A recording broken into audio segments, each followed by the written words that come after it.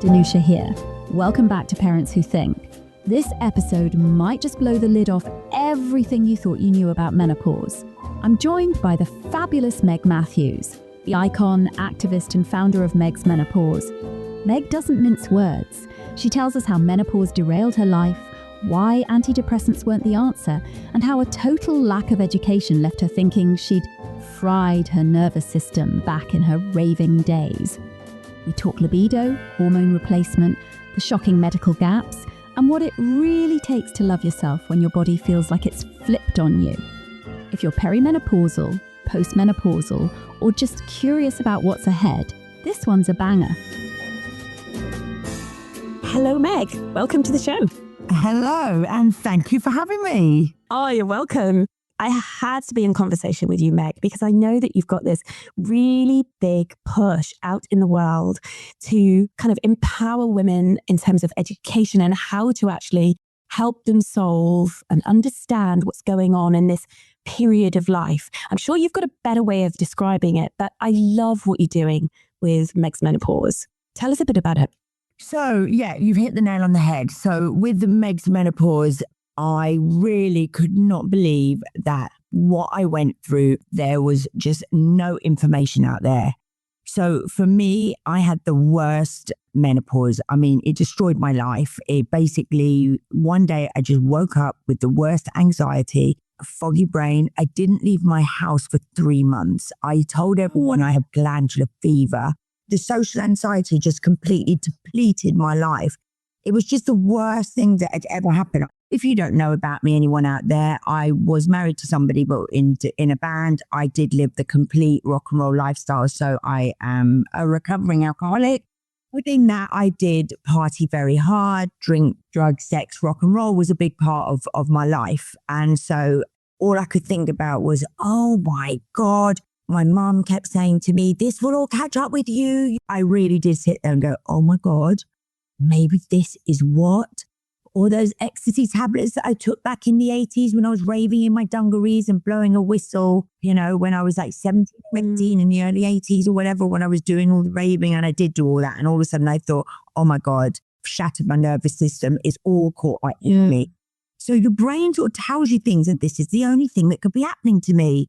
Because what else? I eat healthy. I'm plant-based. I train. I don't drink. I don't smoke. I don't take drugs. So I was so worried. Then the next minute, I scrambled myself out to the local GP, like in floods of tears. Manager just walked in there and just said, I don't know what's going on. And then he just went, okay, antidepressants, boom, here you go. Came home, started taking them. And I was just like, oh God, what's going on? And basically really didn't get my head around what was going on. On antidepressants, still nothing, you know, because of course as we know, my hormones should be balanced. I haven't got depression, I've got anxiety. So he's giving me antidepressants for anti-anxiety medicine. Okay, no one has told me that basically all you need to do is, you're going through your perimenopause or your postmenopause or your menopause. As we know, perimenopause is the early signs where it comes and goes. It can be from the early ages of 40. We have 1 in 100 women from the ages of 40 to 45. So you could be having these symptoms, but they last a couple of days. So you just feel a bit off for a few days. You know what I mean? You could have headaches. Yes. There's like 34 symptoms. But I have known none of this. I've just learned this on my mission, on myself, as I decided to set Meg's Menopause up. And then all of a sudden I meet someone and she said to me, Meg, have you ever thought about the menopause? And I looked at her like, what do you mean the menopause? Me? The menopause? That's just for old women. It's for old women. She said, I'm going through the menopause. I have everything you're describing is the menopause to me. Yeah. So then I'm like, race home. I'm like, oh, okay. So I ring my gynecologist up. I go make an appointment, go straight to her. And then she did look back and she did say, Meg, you know, you have been coming to me. If we look back now, we can see that I was actually having times when I would go and speak to her, but they would only last like a week or 10 days. So these bouts of it, I would just put down to stress, lifestyle, being in the public eye, you know, just everyday stuff, eating crap food, I would even put down to. So I'd sort of just never put it down to exactly the hormones, even though she was probably saying it's something to do with the hormones, I would just take it with a pinch of salt and be like, yes, can you change my Marina coil? Thank you very much. So was never taking in really what she was saying to me. I'm in my early 40s, so I've been having these sort of changes, but I never really took it on board. And now it's sort of starting to really kick in. Where would you put yourself before menopause in terms of the libido? I was always very confident in the bedroom, outgoing, very sexual. I think I was like, and I did masturbate a lot from a very early age, and I won't be obsessed about that. I was like quite, No need to be. You know what I mean? From my early teens, it just went without saying. It just did. So I was always, and I always did, and then all of a sudden, it just went. But what happens with all that is there's the bigger picture of that, because then it goes in as like, I can't be bothered to go out. So you stop making an effort, and I noticed that. And then I just thought, gosh, this is where I've got to kick myself up the arse and get going again. So I spoke to my gynecologist, and she said, you just got to get back on there. It's like getting to the gym. You've got to make yourself, watch porn, do something, do it, buy sex toys. So I was just a bit like, wow, okay, I'm going to have to kick this into shape, because it's really healthy to do it. It's scientifically proven that women get a spring in their step. They get promoted at work. It makes you feel good when you do it. It's about your confidence and your identity, isn't it? Because it's not actually about being that sexy woman for other people. I mean, indeed. Yeah, absolutely. It's about me. I don't dress up for anyone else except for me. But when that goes, it's like it makes you really not really want to be bothered. The man, he can just drop a little blue tablet at any point that he likes and just carry on. But they haven't done anything like that for women. So we have to keep it up ourselves. Do you know what I mean? So I think in terms of research and solutions and support, actually, we've been more interested in creating a little blue pill to make men, be able to stay hard. Whereas actually, we're not so concerned about having women's identity, because it's a fundamental identity shift, isn't it? Yeah. And a new life stage that actually can herald some incredible opportunities and positivity. It's the actual journey that can be so bloody uncomfortable that women, if it's not recognized, it can get diagnosed as depression. When I got my bloods back, my estrogen was completely low as possible. My testosterone and progesterone, I had a tiny little bit because I had the Marina coil in. Oh, yeah, so, of course. Of course, so I've already had that. But the rest of it was just zilch. I had no idea that the estrogen would keep my bones healthy and stop me getting osteoporosis. That the estrogen would basically would keep my heart healthy. That the estrogen with my dry mouth syndrome is the same way as my dry eye syndrome and my vagina getting dry. Estrogen also navigates all of this. The estrogen, this hormone, is just basic. I never knew the word estrogen. I'd heard. I'd never even really taken two thoughts about it. Now it's probably the most important word in my life.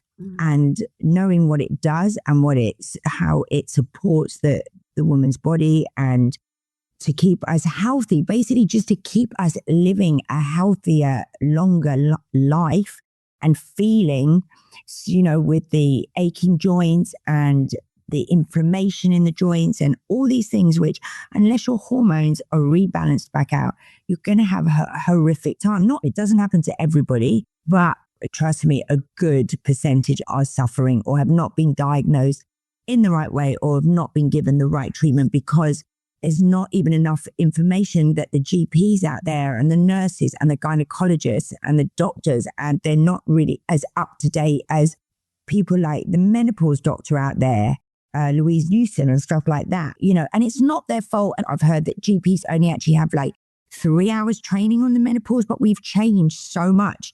Gosh, it's ridiculous, isn't it?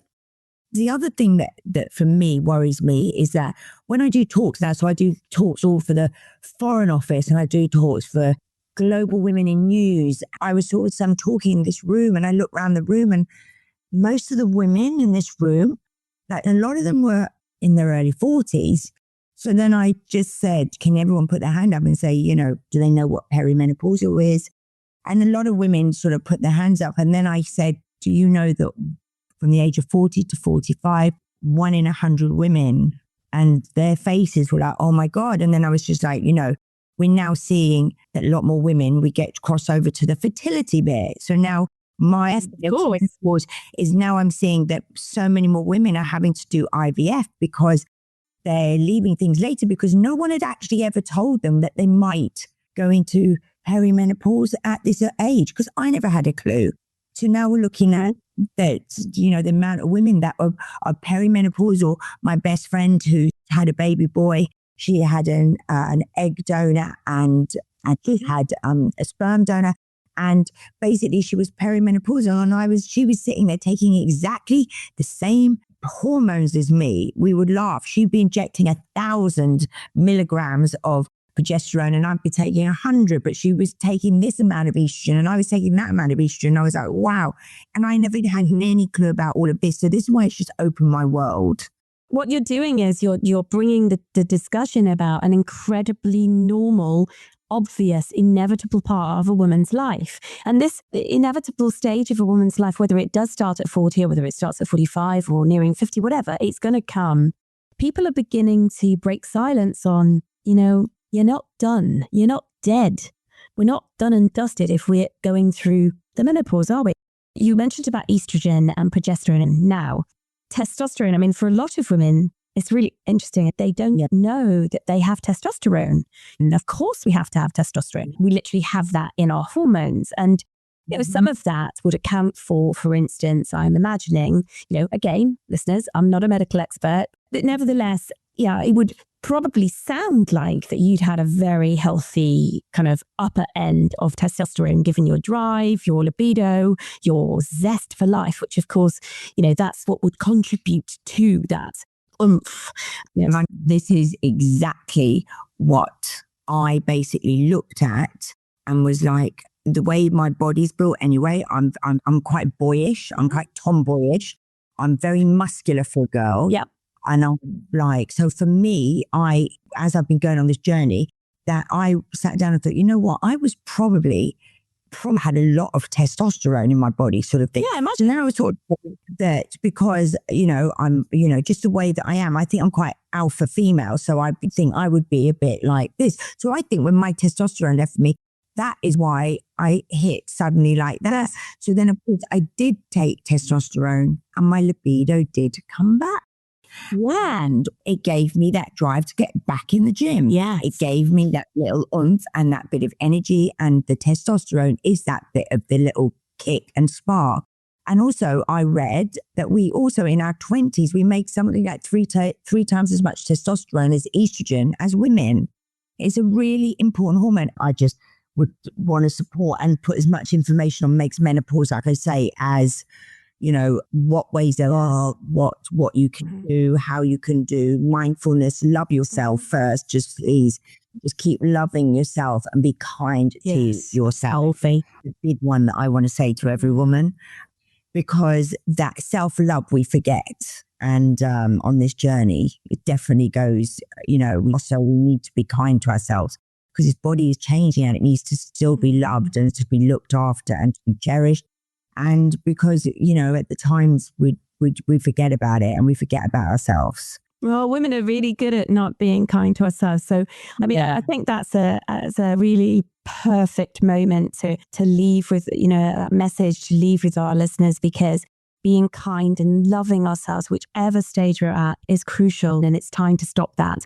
And I'm deeply grateful to you, Meg, that you were brave enough to air your story. You're using your platform and your public figure status for the good of other women. And I'm really grateful. No, thank you for having me on your amazing podcast. And you've been a very eloquent and amazing and intelligent lady to do this interview with. You're really amazing. Oh, thanks, Meg. You heard it here. We're not dead. We're not done. And we sure as hell aren't fading into the background. Thank you so much to Meg Mathews for showing up with candor, courage, and a dose of much needed swagger. Her work is opening doors for so many women to feel informed, empowered, and unashamed. If you're navigating midlife, hormones, or just want to feel more you again, Meg's message is loud and clear. Get informed, get seen, and get your spark back. Till next time, keep thinking, keep loving, and above all, be kind to yourself. Take care, everyone.